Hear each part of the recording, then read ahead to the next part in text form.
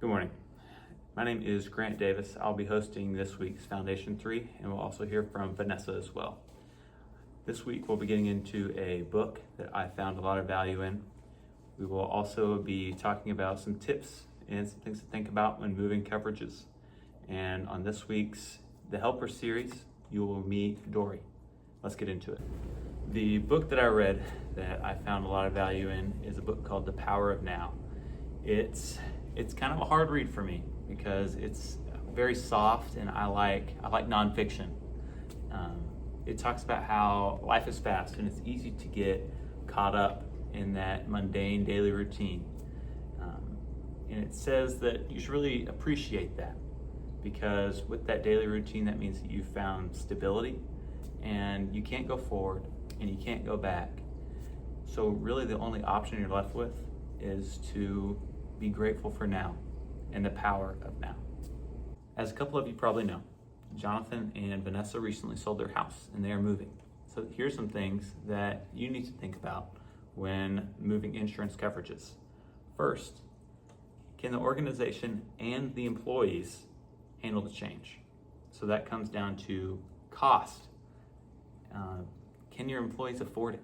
Can you afford to contribute the same amount on this higher plan?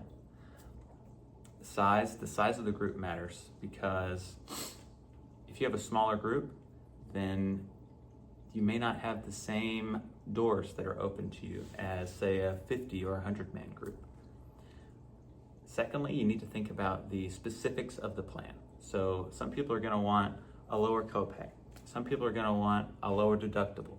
Some people are going to want a better RX benefit. And all of these are things that your employee base knows that they need. And so consulting the employees on what they want is super important, because I know that y'all are paying for them, but they are also paying for that insurance. And then lastly, what's my contribution? So the higher you contribute, the more participation you're gonna have. I mean, that's not a secret. And then on the other side of that, the lower your contribution is, the lower participation you're gonna have.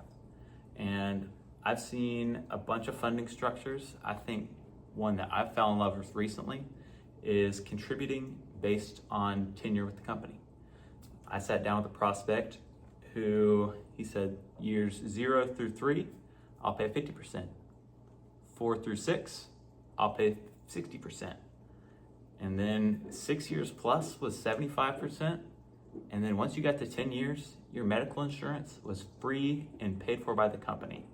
And they're able to do that because as long as you do contributions, no matter what, based on the same criteria, so in this case, tenure with the company, then you can contribute a different amount all day long. Okay, for week 3 of helpers that we aspire to be like, I want to talk to you about Dory. Dory has also worked at this place that we love for years. She always has a smile on her face, and we kind of have a joke that, do they really remember us, or do they have like a secret handbook that they give all the workers that say who's coming this week with our picture and our name? But she undoubtedly every time she will come up and hug me. She kisses me on the cheek. She, Mrs. Davis, Mrs. Davis. And it is the sweetest thing. But one story about Dory specifically is this restaurant that this picture was taken in. They serve the best coconut ice cream in there.